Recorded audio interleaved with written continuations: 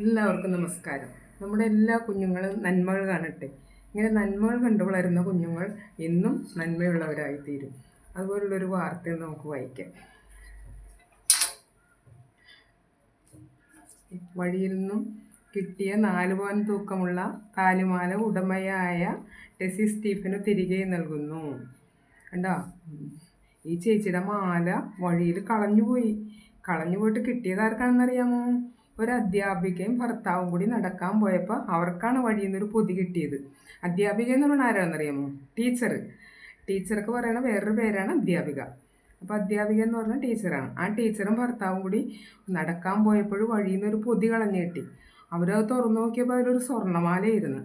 അവൻ എന്ത് ചെയ്തു? അവർ വാർഡ് മെമ്പറോട് പറഞ്ഞു, പോലീസിലൊക്കെ അറിയിച്ച്.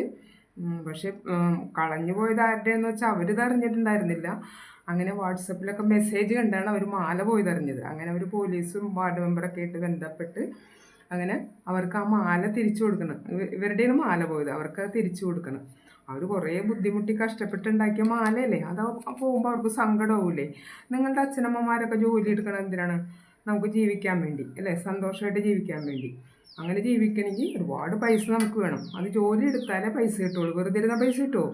ഇല്ല, ജോലി ചെയ്താലേ പൈസ കിട്ടുള്ളൂ. നമുക്ക് ആഹാരം കഴിക്കാനും വസ്ത്രത്തിനും എല്ലാ കാര്യത്തിനും കുറേ പൈസ വേണം. അതിന് ജോലി എടുത്താലേ പറ്റുള്ളൂ. ജോലി എടുക്കാതിരുന്നാലും ഒന്നും കിട്ടില്ല.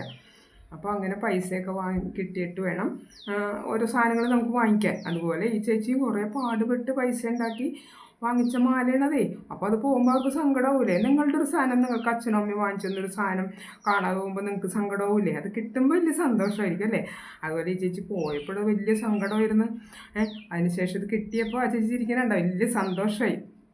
അപ്പോൾ അതവർ അധ്യാപിക ചെയ്തൊരു നന്മയല്ലേ, നല്ല കാര്യമല്ലേ ചെയ്തത്. അങ്ങനെ നല്ല കാര്യങ്ങൾ ചെയ്യണം. നല്ല കാര്യങ്ങൾ ചെയ്യണവരെല്ലാവർക്കും ഇഷ്ടമല്ലേ? അപ്പോൾ നിങ്ങളെല്ലാവരും അതുപോലെ നന്മ ചെയ്യണം, നല്ല കാര്യങ്ങൾ ചെയ്യണം. അങ്ങനെ ആ ചേച്ചിക്ക് അത് മാല തിരിച്ചു കൊടുത്ത് വാങ്ങിക്കണം. ഫോട്ടോ നീ കാണുന്നത് കണ്ട, അവരൊക്കെ ചിരിക്കണുണ്ട്. എല്ലാവർക്കും സന്തോഷമായി. അങ്ങനെ നന്മകൾ ചെയ്താൽ എന്നും സന്തോഷമായിരിക്കും. എല്ലാവരും നല്ല മനുഷ്യരായിട്ട് ജീവിക്കാൻ പറ്റും എല്ലാവർക്കും. Thank you.